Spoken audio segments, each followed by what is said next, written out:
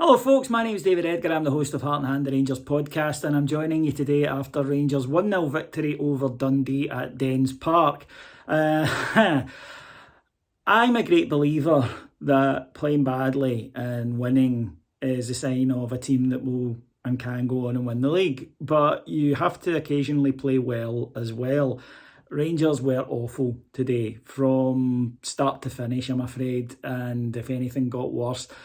Picked up a little bit at the end without having any real goal threat, but an error-strewn, nervy performance, bad decision-making, giving away far too many chances, being too easy to play against. That was us today. But we won, and that is all that matters in the end up. But the form is still a concern. It doesn't seem to be picking up. I thought we had signs of it in the first half against Motherwell. I thought we had signs of it in the second half against Livingston. But today, no. The only players I think can really come out of that and say that they played well are the goalkeeper, John McLaughlin, who made a match-winning penalty save and did everything else he was asked very well. And John Lundstrom, much maligned John Lundstrom, I thought played very, very well today because he was doing the things that those around him weren't. He was good on the ball, he was competent in his passing, he was where he was supposed to be, his positional sense was good, he worked hard. I don't think the rest of the team can say that they played very well. And in fact, I think in the case of some experienced players like Tav and Goldson, I think that they were really bad today. They caused us no end of mischief. And like I say, just a bad performance. And Dundee can count us as very unlucky not to get the win. But getting the 3 points and getting down the road, it's not easy to win away from home. There's some teams just can't do it. So we'll take the win and we'll move on. Only two changes to the side who had beaten Livingston in midweek. Yanis Hadji came in for Scott Wright, no shock there. And James Tavernier came in for Nathan Patterson, who of course got a knock the other night. Dundee started the brighter. They played Lee Griffiths, somewhat surprisingly, I think, although he did go off after 35 minutes for mysterious reasons. And he and his Dundee teammates were making chances. There was a header early on where if it goes either side of the goalkeeper, it's 1-0 Dundee, but it doesn't. And then later on, Griffiths with a decent effort when he turned on a volley from just outside the box, or McLaughlin saved. You'd expect him to, but still, Rangers weren't really playing with any fluidity. When we did take the lead after 17 minutes, though, it was a beauty. Lovely move involving Hadji, a superb touch through by Alfredo Morelos, and there was Joe Aribo, perfectly timed run, lovely touch, and then cool finish, lifting it up over the goalkeeper. And you thought, let's learn the lessons from last week, let's get the second, let's not allow Dundee to stay in this match, but it never really materialised.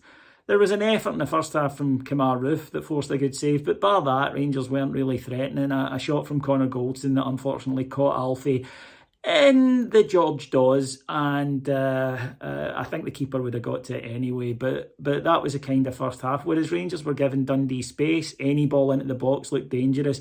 Connor Goldson's match was summed up by he tried to head the ball back to John McLaughlin, didn't look to see that Griffiths was in, and we could have been punished, but luckily we weren't.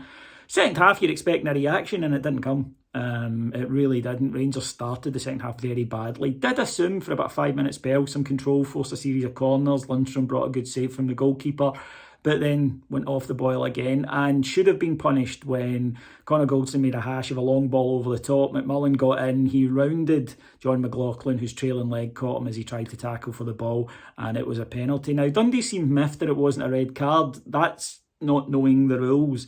If it's a legitimate attempt to play the ball, which it was, then it's a yellow card. Doesn't matter that he's through on goal, doesn't matter he's about to put the ball in the net. If it's a legitimate attempt to play the ball, then it's a yellow card. Had he then reached out and grabbed McMullen's leg as he went through, that's a red card. It has to be a deliberate no attempt to play the ball, and it's kind of shocking that professionals don't know the rules. But up stepped Jason Cummings. I have never seen, by the way, a substitute where the player going off was so disliked and the player coming on was so warmly liked. As soon as Griffiths went off, the booing stopped and applause started. And I like Cumdog. I want him to do well wherever he goes, but not when he's hitting a penalty against Rangers.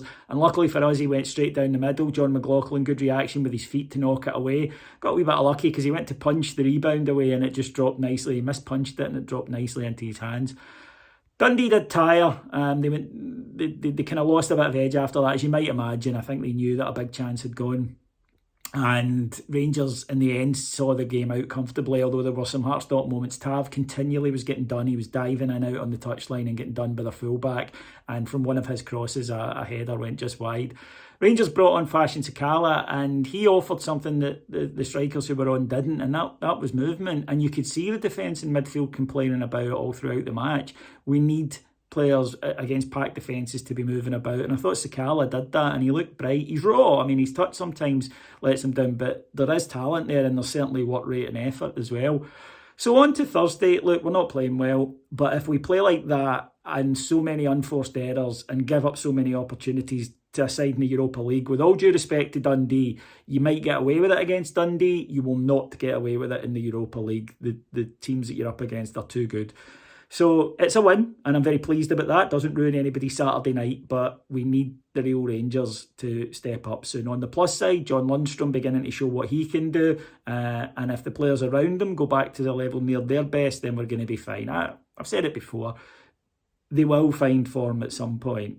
Sooner rather than later, I hope. But if we're in the position we're in, top of the league, still in the cups, etc., when our bad run of form comes to an end, we're going to be in a very good position indeed. Right, thank you for joining me today. If you want to hear more from me, you know what to do. Go to patreon.com/Heart and Hand, and I'll be back on Thursday to talk to you after Rangers' trip to Prague. So until then, have a wonderful weekend and a good week. Take care. Bye-bye.